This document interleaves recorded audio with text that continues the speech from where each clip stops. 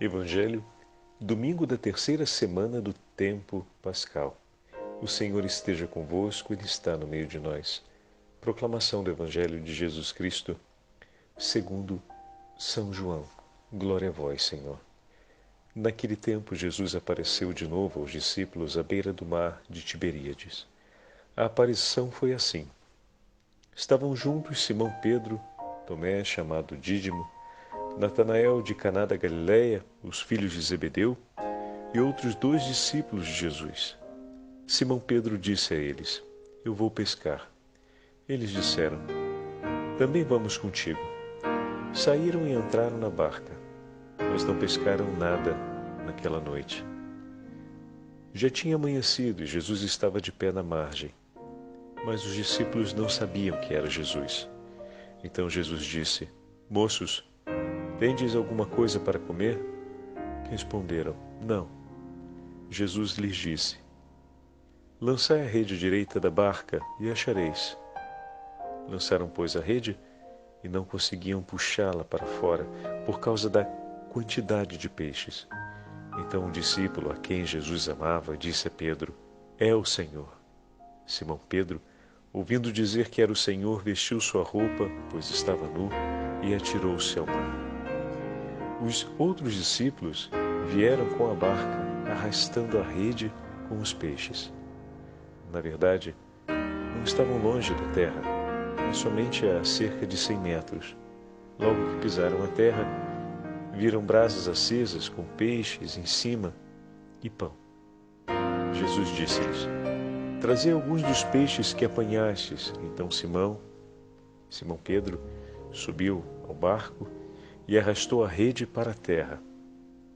Estava cheia de 153 grandes peixes, e apesar de tantos peixes, a rede não se rompeu. Jesus disse-lhes: Vinde comer. Nenhum dos discípulos se atrevia a perguntar quem era ele, pois sabiam que era o Senhor. Jesus aproximou-se, tomou o pão e distribuiu por eles, e fez a mesma coisa com o peixe. Esta foi a terceira vez que Jesus, ressuscitado dos mortos, apareceu aos discípulos. Depois de comerem, Jesus perguntou a Simão Pedro: Simão, filho de João, tu me amas mais do que estes? Pedro respondeu: Sim, Senhor, tu sabes que eu te amo. Jesus disse: Apacenta os meus cordeiros. E disse de novo a Pedro: Simão, filho de João, tu me amas? Pedro disse: Sim, Senhor, tu sabes que eu te amo. Jesus lhe disse: Apacenta as minhas ovelhas. Pela terceira vez, perguntou a Pedro: Simão, filho de João, tu me amas? Pedro ficou triste porque Jesus perguntou 3 vezes se ele o amava. Respondeu: Senhor, tu sabes tudo. Tu sabes que eu te amo. Jesus disse-lhe: Apacenta as minhas ovelhas. Em verdade te digo, quando eras jovem, tu te cingias e ias para onde querias. Quando fores velho, estenderás as mãos e outro te cingirá e te levará para onde não queres ir. Jesus disse isso significando com que morte Pedro iria glorificar a Deus. E acrescentou: Segue-me. Palavra da salvação. Glória a vós, Senhor. Domingo da terceira semana do tempo pascal, em nome do Pai, do Filho e do Espírito Santo. Amém. Queridos irmãos e irmãs, hoje a Santa Liturgia nos entrega o 21º capítulo do Evangelho de São João. Hoje temos uma particularidade acontecendo, uma daquelas bênçãos que o Senhor nos oferece. Hoje também é o primeiro dia do mês de maio e nós celebramos a memória de São José Operário. Então, todo o nosso Brasil, no dia de hoje, celebra com muita alegria a memória de São José Operário e, dessa forma, também faz o seu ato de ação de graças, a intercessão que São José tem continuamente em favor da Igreja e em favor de cada um dos batizados. Para quê? Para que amem com um coração sincero e com um amor de totalidade os ensinamentos do Senhor e a Santa Igreja.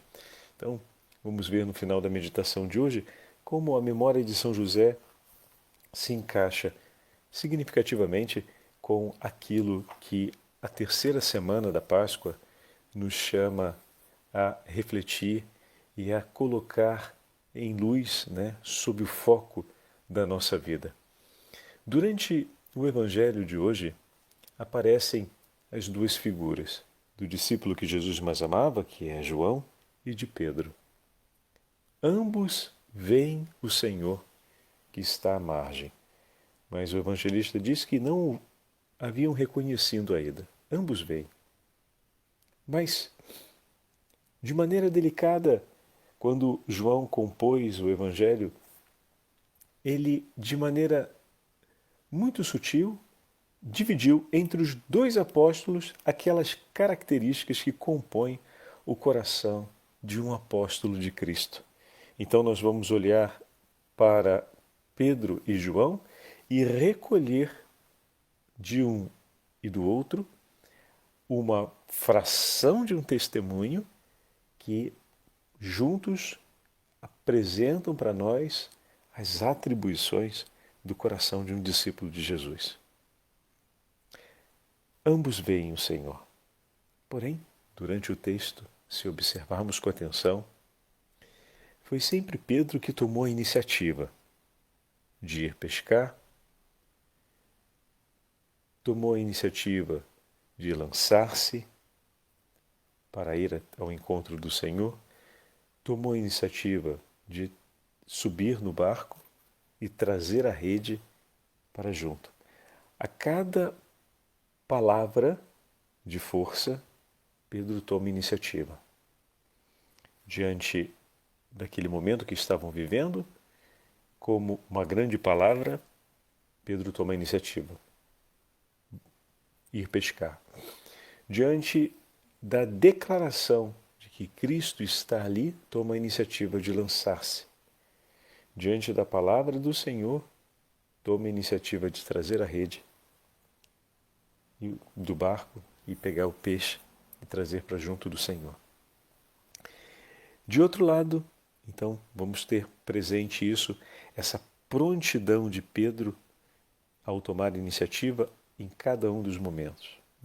Ele é aquele que toma a iniciativa, mas de uma forma muito imediata. Da outra parte, temos a imagem de João, que é o primeiro que reconhece que é o Senhor. Com clareza, João percebe, é o Senhor. E aqui salta fora para a gente a imagem da clareza com a qual o coração de quem ama consegue perceber Jesus. Só o coração daqueles que amam percebe com clareza os sinais do ressuscitado. Então, dessa forma, nós juntamos agora as duas características do discípulo de Jesus.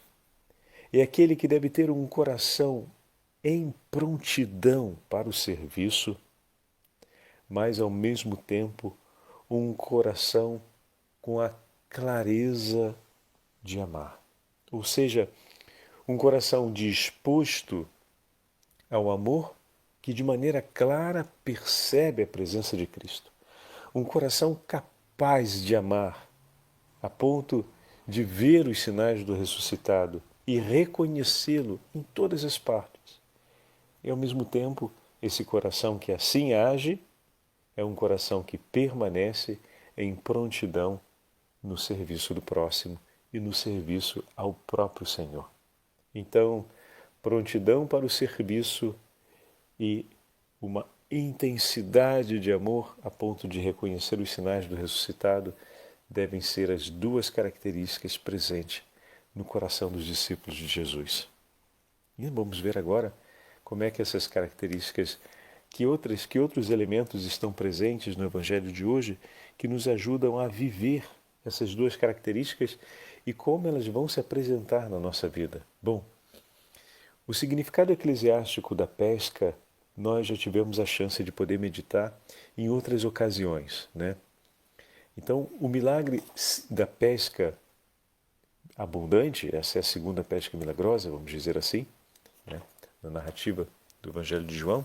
Então o milagre se refere diretamente à missão. A missão da igreja, de lançar as redes, pois o Senhor fez dos seus discípulos pescadores de homens. Não podemos nos esquecer disso, né? Então, por isso, o milagre da pesca abundante aqui está relacionado diretamente à missão da igreja. E os discípulos vêm de uma fadiga noturna. Durante uma inteira noite, trabalharam sem nada pegar. Existe uma fadiga, lembra que falávamos da fadiga? Na última meditação, falamos bastante a respeito do elemento da fadiga, né? Que o Senhor não os tira da fadiga. Existe um empenho, uma entrega a se cumprir. Porém, essa entrega, atenção agora, ela deve acontecer sob a regência da palavra de Deus. O cristão no mundo é sim aquele que tem a fadiga de entregar a sua vida, mas o faz não por uma inspiração sua, mas por ouvir e colocar em cumprimento a palavra do seu Senhor que ele ouviu e escolheu para ser. Esse é o ponto-chave. Fadigaram uma inteira noite. Sem mim nada podeis fazer, diz o Senhor. E é verdade. E no raiar do dia, com Jesus, então, tudo muda.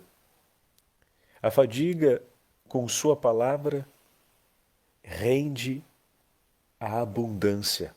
Fadigar com a palavra de Deus nos leva à abundância. A missão frutifica em abundância quando os discípulos decidem empenhar-se em uma fadiga pela palavra do Senhor. Então, mais uma vez aqui, esse paralelo entre as duas fadigas, a fadiga da noite e a fadiga do amanhecer. Em ambos os casos, os discípulos fadigaram. No primeiro caso, motivados por eles, e ela não frutificou, não foi abundante. Mas aqui tem um ponto. Não é que o Senhor veio ao encontro deles e entrega a eles a sua palavra. E a partir daquele momento eles fadigam, porque lançam a rede mais uma vez, vão ter que arrastar, como falamos outro dia, a rede pesada até a margem, né? Então vão ter que depois ainda subir na barca, Pedro ainda sobe na barca para tirar a rede para a margem, então puxar a rede para dentro do barco, depois levá-la do jeito que pôde, né? Porque eram muitos peixes e estava muito cheia a rede, e depois ainda trazer para a terra e finalmente tirar o peixe. Então foi uma fadiga enorme, mas com a abundância. Aqui tem essa palavra de esperança. Talvez você se dê conta, esteja se dando conta que na sua vida tenha fadigado muito sem zelar com maior atenção e cuidado pelo ouvir a palavra de Deus, por ouvir a palavra de Deus e por deixar-se guiar por essa mesma palavra. Não deixa que o desespero ou que a angústia tome conta. Recorda-te que o teu Senhor, assim como veio ao encontro dos discípulos, vem ao teu encontro também. E da margem, vendo o falimento, ou vendo aquilo que é a falta dos frutos, o Senhor dirigirá a palavra para ti, para que você, mais uma vez, tenha a oportunidade de ouvi-lo e de lançar-se, então, agora, a fadiga que te espera, mas com o teu coração cheio e iluminado pela palavra de Deus, com o teu coração em aliança com essa palavra, unido a essa palavra, pois ela tem o poder de frutificar. Ela tem o poder de gerar a abundância. É a palavra do Senhor que enche as redes da igreja. É ela que rende eficaz a missão da igreja. É ela que traz os homens para junto de Deus, mas se o coração do missionário, do discípulo, não está unido a essa palavra, e se o seu coração não se tornou chama viva dessa palavra, como trará outros para junto? A comunidade cristã se forma e persevera permanecendo na palavra. permanecendo unida na escuta dessa palavra. E não apenas na escuta, mas na prática, na vida que se realiza a partir dessa palavra. Ali se faz conhecer uma comunidade cristã. Ali nós perseveramos no tempo e na história. Como é importante isso. Como é significativo também termos agora, nessa terceira semana da Páscoa, diante de nós, esse texto e esse chamado do apóstolo João, do evangelista João, para que nós mantenhamos o passo e a alegria de não apenas ouvir, mas de ter a palavra do Senhor como tesouro do nosso coração, como a fornalha ardente que nos ajuda a ter clareza sobre o agir na nossa vida. Na continuação do Evangelho,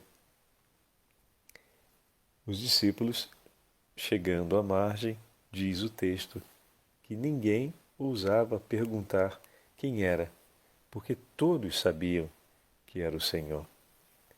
Todos reconhecem o Senhor quando ele diz: vinde comer.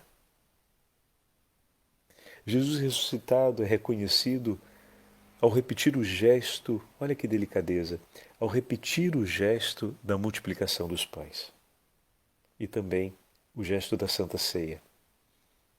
Ele convida, parte e entrega para que possa ser distribuído e para que comam. Então, esperei ardentemente esse momento, desejei, trouxe vocês até aqui, e tomando pão, parte e entrega. E também vimos esses dias no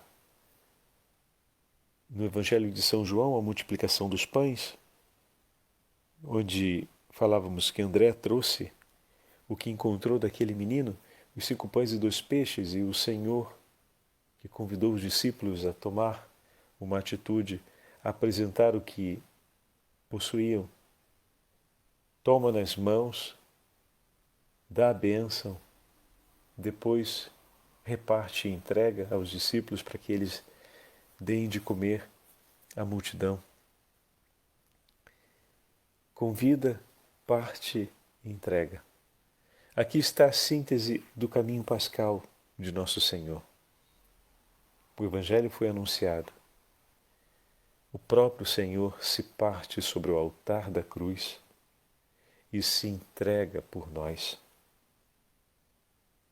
para que todos tenhamos vida e vida em abundância. Essa é a condição do Senhor e será também a condição de seus discípulos. São aqueles que, ouvindo a palavra do Senhor, se entregam. Ouvindo a palavra do Senhor, se deixam conduzir por essa palavra, em uma prontidão de serviço, eles então se partem pelos irmãos, se entregam sua vida por amor aos irmãos e dessa forma entregam Cristo para aqueles que têm fome de Deus.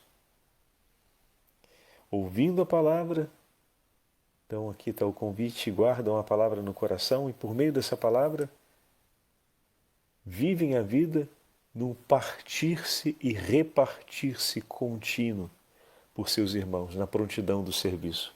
A clareza da palavra, ou melhor, a palavra ouvida, acende a chama do amor dentro de nós que dá clareza a essa compreensão da própria vida, que faz com que o discípulo, na alegria e na prontidão, se entregue no serviço da caridade e se parta e reparta em favor dos homens, em favor da salvação dos homens. E dessa forma entregue a todas as almas necessitadas o alimento verdadeiro, Cristo Jesus, o pão da vida eterna. No diálogo com Pedro, e agora nós estamos já olhando a última parte do Evangelho, Jesus confia-lhe o rebanho, por quem ele irá se entregar. Mas é preciso amá-los. É preciso que Pedro escute o chamado do Senhor e responda. Olha que bonito. Pedro, tu me amas. E Pedro por 3 vezes responde ao chamado do Senhor, enquanto o Senhor lhe entrega o rebanho e lhe entrega a missão. Qual é a missão? De partir-se e repartir-se por esse rebanho. Deve guiá-los, deve servi-los no amor, deve ter a prontidão para o serviço na caridade, por esse rebanho. Guiado por Cristo, Pedro os guiará, fazendo da sua própria vida pão partido e repartido por eles, a fim de entregar-lhes Cristo. Então, sobretudo, Pedro deve permanecer amando Jesus. Por isso a pergunta não foi qualquer pergunta, mas uma pergunta de grandíssima importância. Tu me amas? É a mim. É daqui que deve partir. O seu coração deve vir até mim. É do amor por mim que nascerá todo o seu agir. É do amor por mim que lhe será entregue esse rebanho. É desse amor e por esse amor que você partirá ao encontro desse rebanho para guiá-los e servi-los. E irá partir e repartir a sua vida muitas vezes por eles e por amor a mim, de maneira que o tesouro a ser entregue e que permanecerá como alimento e vida no coração de cada um deles sou eu, porque eu sou o tesouro único do teu coração e tu não terás outra coisa a oferecer senão a mim, se me amares sempre. Para servir e guiar o rebanho, não basta, por isso, conhecer as necessidades de cada uma das ovelhas desse rebanho. É preciso escolher amar a Jesus e fazê-lo bem.